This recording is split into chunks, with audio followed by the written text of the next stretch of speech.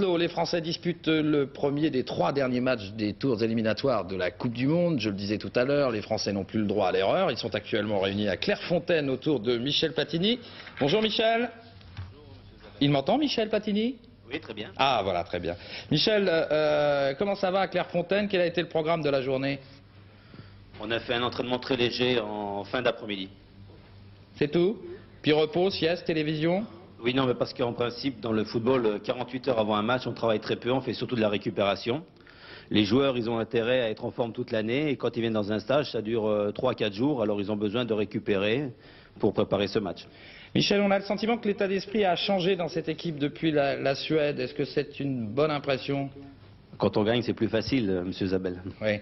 Et je lisais ce matin dans le journal du Dimanche que Jean-Pierre Papin déclarait qu'il ne s'était jamais retrouvé dans un aussi bon climat avec l'équipe de France. Est-ce que vous leur demandez vraiment de s'amuser comme vous aimiez le faire lorsque vous jouiez avec l'équipe de France? Vous savez, je crois que c'est difficile qu'un sélectionneur demande à des joueurs de s'amuser. Je crois que s'ils ont envie de s'amuser, il faut qu'ils s'amusent eux-mêmes. Du moment qu'ils créent des liens, qu'ils se font une belle amitié, je crois que sur le terrain, ça sera beaucoup plus facile et qu'ils auront beaucoup plus les coudées solidaires pour faire des bons résultats. Michel, j'ai avec moi le nouveau maillot de l'équipe de France. Je voudrais qu'on le voit à la caméra, ce serait mieux. Alors, comment vous le trouvez et comment le trouvent les joueurs? Est-ce il est à leur goût ou est-ce qu'ils apprécient à moitié? Voilà, on le voit mieux comme ça. Je le trouve très beau, mais maintenant je ne sais pas si Jean-Pierre le trouve bien. Il faut demander aux joueurs s'ils le trouvent bien. Jean-Pierre Papin, vous le trouvez joli ce maillot? Moi je trouve qu'il est super. Oui. Vous le porterez avec plaisir? Bien sûr, toujours. Bon, on va remettre les pieds sur terre, messieurs, avec Christian Jean-Pierre. Nous allons évaluer les chances de l'équipe de France, ou plus précisément essayer de savoir quels sont les différents cas de figure qui vous permettraient de vous qualifier. Clairefontaine, tout le monde descend pour l'ultime répétition, avant, on l'espère, le grand show de mardi à Oslo. Comme prévu, les 17 sélectionnés sont là, et Michel Platini explique pour la énième fois aux spécialistes les différents choix tactiques de cette rencontre, qui devraient ressembler à celle de Malmö contre la Suède. Mais attention, cette fois-ci l'enjeu est de taille, la France, ne l'oublions pas, n'est pas encore éliminée. Regardez le tableau. Dans ce groupe, la Yougoslavie a encore 3 matchs à jouer et il faudrait que les coéquipiers de Suzik perdent contre l'Écosse et contre Chypre et gagnent simplement contre la Norvège, soit au total 2 points sur 3 matchs, pour qu'ils se retrouvent à égalité avec la France. C'est évidemment peu envisageable. En revanche, les Écossais sont moins bien lotis. S'ils perdent en Yougoslavie, c'est envisageable. S'ils perdent au Parc des Princes, c'est indispensable. Et s'ils font un petit match nul chez eux face à la Norvège, soit 1 point sur les 3 derniers matchs, ils se retrouvent à égalité avec la France. La qualification se jouerait alors à la différence de but et la France devrait faire le plein lors du dernier match contre Chypre qui serait décisif. Bref, c'est encore jouable, reste à savoir si les joueurs y croient encore. Moi personnellement j'y crois, j'ai pas trop l'habitude de rentrer sur un terrain en pensant perdre et on va aller là-bas déjà pour gagner et au niveau de la qualification moi je crois au miracle même s'il y a une petite chance et il va falloir la jouer jusqu'au bout. Pour finir, petit clip avant le grand clap.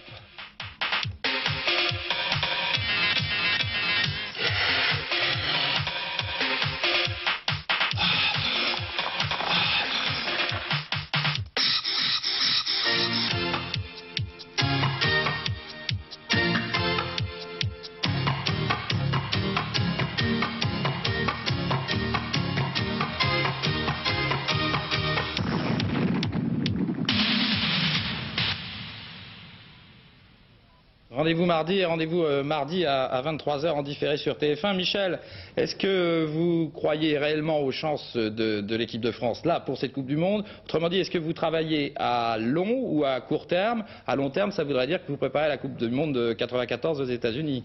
Moi, je travaille pour trouver une équipe de France compétitive. Et je crois qu'elle a des qualités. Maintenant, on va essayer de gagner nos 3 matchs qu'il nous reste et en espérant un faux pas des autres. Mais c'est le dommage qu'on espère toujours un faux pas des autres. Vous y croyez vraiment? Évaluez-moi les chances que vous vous donnez ce soir, compte tenu du résultat contre la Suède, par exemple. Vous savez, maintenant qu'on a gagné en Suède, on se croit pratiquement champion du monde, ce qui est absolument faux. C'est pas parce qu'on a fait un bon résultat en Suède qu'on va faire un bon résultat en Norvège. Il est important pour nous de prendre les 6 points-là pour qu'on n'ait pas de regrets. Jean-Pierre Papin est toujours à côté de vous? Oui. Jean-Pierre, bien entendu, vous y croyez? Bien sûr, tant qu'il y a un peu d'espoir, il faut toujours y croire, parce que je pense qu'avec cette équipe, on peut aller très loin. Et puis en ce moment, ça va bien pour vous, vous flambez comme on dit. Oui, ça va, pas trop, parce que quand même contre Montpellier, j'avais un peu les pieds carrés, et puis donc il a fallu remettre les pendules à l'heure contre Sochaux. Bon, je crois que c'est fait. Vous avez remis les chaussures à l'endroit là, hein? Voilà, on a remis les chaussures à l'endroit, c'était indispensable. Bon, eh bien, messieurs, merci. Si vous le souhaitez, vous pouvez rester avec nous pour les buts étrangers et le championnat italien. Mais c'est une triste nouvelle que je vais vous apprendre avec la mort du Polonais Denia, qui avait fait pratiquement toute sa carrière au Legia de Varsovie, puis à Manchester City. Il vivait aux États-Unis, à San Diego, où il s'est tué dans un accident de voiture. Mais nous revenons maintenant au championnat étranger avec les Eurobuts. Frédéric Jaillant.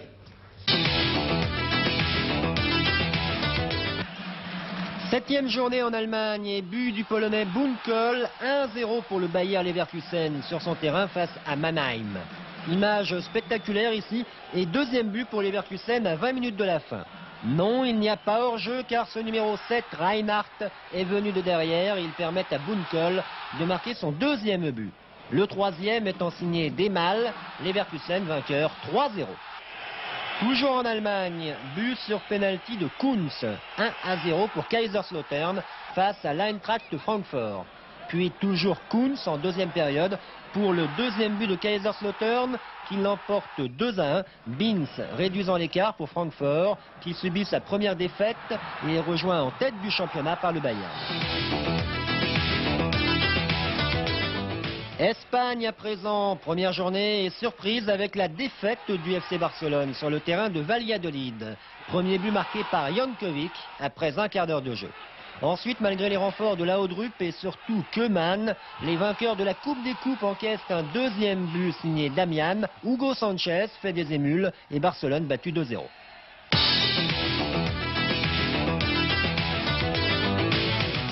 Quatrième journée en Angleterre, but de White pour Manchester City. Coventry menait 1-0 sur son terrain. Mais en deuxième période, Coventry égalise par Mickey James avant de prendre l'avantage pour l'emporter 2-1.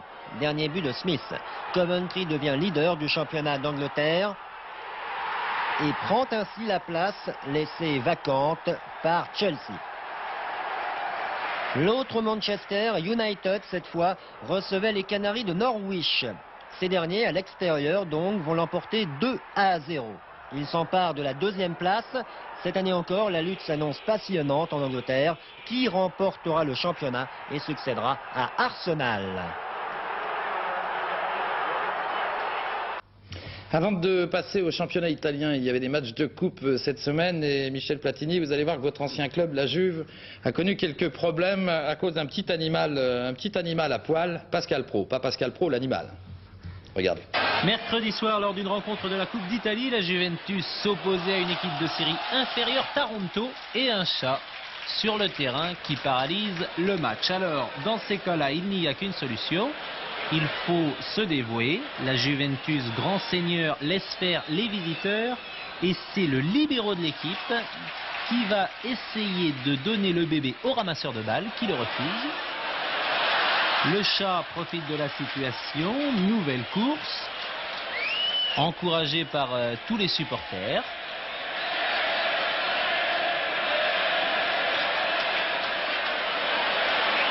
Et finalement, il s'en ira. Le héros du jour, lui, reviendra griffé et donc avec en prime un pansement. Voilà. Michel, vous suivez toujours le championnat italien, vous êtes toujours à l'affût des résultats? Bien sûr, en plus, comme l'a dit Bernard Tapie, quand même il y a 3 équipes européennes en finale des coupes, donc on est obligé systématiquement de s'intéresser au championnat italien. Alors, les matchs de la deuxième journée du championnat du Calcio viennent de se terminer et nous vous proposerons ce soir 2 rencontres, celle du Milan AC, le champion d'Europe, qui recevait la Lazio, dit-on, et puis le match du jour du Lotto sportif Bologne, qui a créé la surprise la semaine dernière devant la Juve, précisément, face au champion en titre, l'Inter. Alors on commence commence avec vous, Yves Kupferminck, Milan-Lazio. Alors si, comme moi, vous attendiez un récital des 3 Néerlandais du Milan AC, Rijkaard, Van Basten et Gullit, vous allez être déçus puisque 2 parmi ces 3 Néerlandais étaient absents. Gullit est blessé et absent pour environ 6 à 8 semaines. Quant à Van Basten, normalement, il devrait se faire opérer demain d'un genou. Ce qui n'a pas empêché le public de venir en nombre au stade San Siro. Je pense que nous allons voir les images dans un instant. Le public qui est donc venu en nombre, plus de 80 000 supporters du Milan AC qui attendent une éclatante victoire face à la Lazio de Rome. Les Milanais qui jouent en rouge et noir se créent leur première occasion avec ce ballon dévié par Rijkaard et repris par Massaro. Ça passe de très peu à côté alors qu'on joue depuis 3 minutes. 10 minutes plus tard, nouvelle occasion milanaise avec encore un coup de pied arrêté de Donadoni et une nouvelle tête de Massaro. Toujours en dehors du cadre des buts de Fiori. Milan domine mais a bien du mal à s'approcher du but romain. Il faut attendre 15 minutes pour voir une occasion sur une action de jeu avec cette superbe ouverture de Donadoni pour Borgonovo qui reprend mais ça passe à nouveau à côté. Peu à peu il n'y a plus qu'une seule équipe sur le terrain, les Rouges et Noirs de Milan qui en l'absence de Gullit et Van Basten peuvent toujours compter sur l'excellent jeu de tête de Frank Rijkaard. Incapables de construire, notamment à l'approche du but romain, les champions d'Europe ne sont dangereux que sur coup de pied arrêté, comme celui-ci à la 30e minute où il ne manque pas grand-chose à Maldini pour ouvrir la marque. Et alors que l'on se dirige tout droit vers la mi-temps, c'est un véritable coup de théâtre sur ce long dégagement romain dévié par Amarildo. Terrible mésentente entre Baresi et Maldini et en voulant donner en retrait, Paolo Maldini lobe Giovanni Galli et permet à la Lazio de mener 1-0 à la mi-temps. Les Milanais ont encore 45 minutes pour égaliser et il manque d'y parvenir 10 minutes seulement après la reprise sur un ballon qui traîne dans la surface et repris par Donadoni. 2 volets, mais ça passe encore à côté. Déçu, le public commence déjà à quitter le stade San Siro. Et alors que la Lazio se crée sa première et seule véritable occasion de la rencontre, puisque le but n'en est pas vraiment une, par l'intermédiaire du capitaine Gabriel Pain, qui était en position de hors-jeu. Et en fin de partie, Milan s'installe résolument dans le camp de Rome, mais ne parviendra pas à égaliser en dépit à la toute dernière minute d'une reprise de Ancelotti qui passe de très peu à côté et c'est donc une colossale surprise puisque le Milan AC, champion d'Europe et meilleure équipe du monde, s'incline à domicile face à la Lazio de Rome 1-0.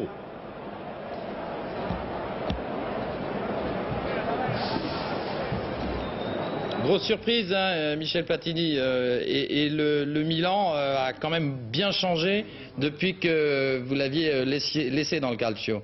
Oui, quand on l'a laissé, il est en 2e division. Bon, maintenant, il va bien. Mais on peut dire aussi une chose, quand on voit les images, c'est que si vous mettez Gullit et Van Basten dans une autre équipe, je crois que l'autre équipe aura beaucoup plus de facilité de gagner beaucoup de matchs. On va passer à Bologne-Inter. Alors, vous gardez le suspense, Philippe Pouy, parce que c'est le match du jour du loto. C'est le match du jour. Je donnerai quand même le résultat à la fin. Oh, vous le donnez à la fin, ce serait utile, oui.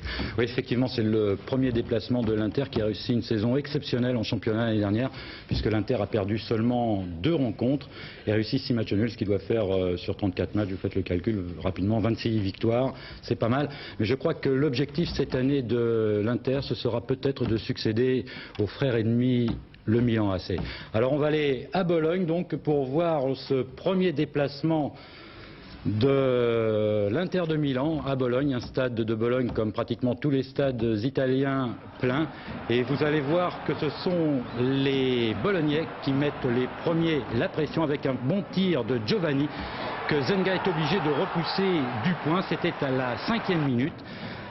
7 minutes plus tard, nouvelle action bolognaise, en fait une superbe combinaison à 3 et là c'est Maronaro qui est un petit peu trop court pour inquiéter Zenga, le gardien de l'Inter. 2 minutes plus tard, réveil de l'Inter, tête de Matthäus et tête de Klinsmann sur la transversale. Cousin a eu chaud et il va encore être sollicité quelques minutes plus tard, cette fois sur un tir de Serena qu'il détourne légèrement en corner qui ne donnera rien. Mais vous allez voir, à la 28e minute, là, tout est réglé. Et cette fois-ci, c'est Giordano qui était le plus prompt et qui trompe Zenga. 1-0 pour Bologne.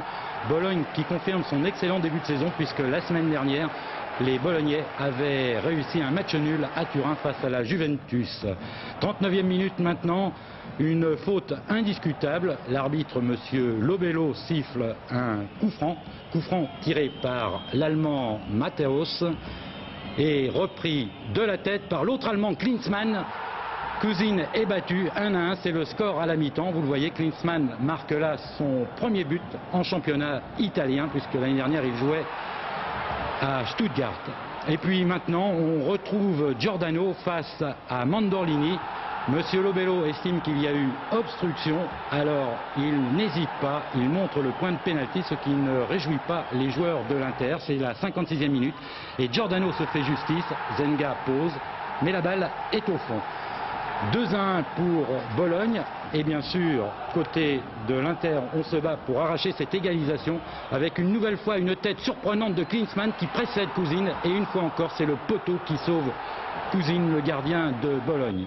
Mais ce n'est pas terminé, 68e minute, corner et cette fois-ci c'est Mandorlini qui marque. 2-2 donc, vous revoyez ce but de Mandorlini, cette fois-ci c'est lui qui a mis la tête.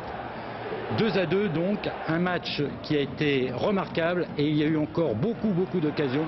Sur ce tir, Zenga est obligé de s'y reprendre à 2 fois, donc une occasion pour Bologne, mais vous allez voir pour terminer une autre occasion, celle-ci pour l'Inter, un tir de Bergomi dévié que Cousin a pu enlever. 2-2. Match nul donc entre ces deux équipes. Michel Platini, au moins cet horaire de 18h pour Téléfoot va-t-il vous permettre de regarder régulièrement les matchs du championnat italien? J'imagine que ça vous fait plaisir. Absolument. Bon, on va suivre ensemble et même découvrir les images de Naples-Udinese qui viennent d'arriver. On va les découvrir. J'ai appris qu'il y avait eu une occasion de Carnevale et puis un but de Renica, but marqué en deuxième mi-temps. Voici la première occasion donc par Carnevale, qui manque pratiquement l'immanquable, mais enfin comment peut-on dire ça en football, et Renica qui va marquer le deuxième but, un tir de 15 mètres à peu près du pied gauche.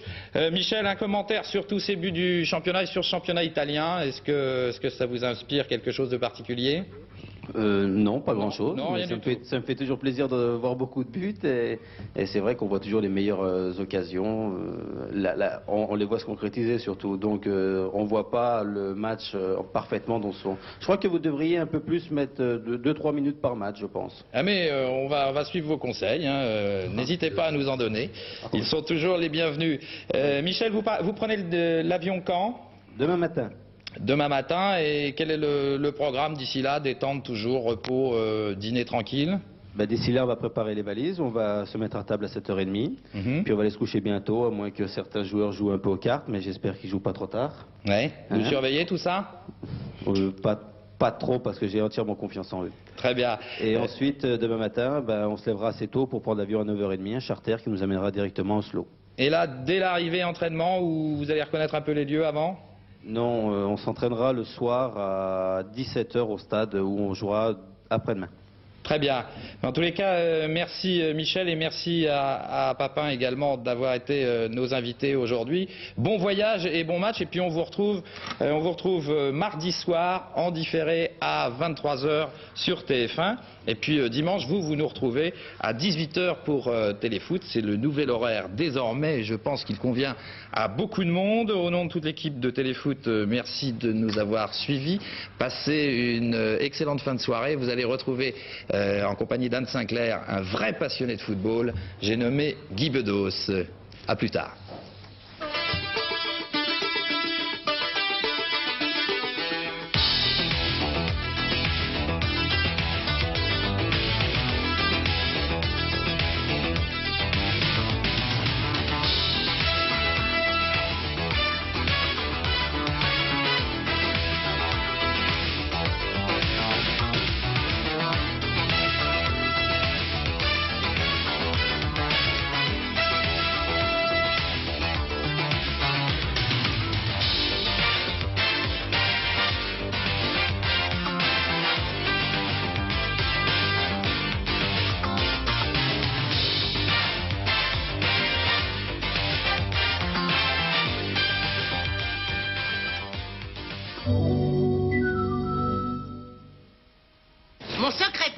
nettoyer mon appareil dentaire, c'est Polydent double action. Une face blanche contre les impuretés, une face bleue contre la plaque bactérienne. Ainsi, mon appareil est propre et frais toute la journée.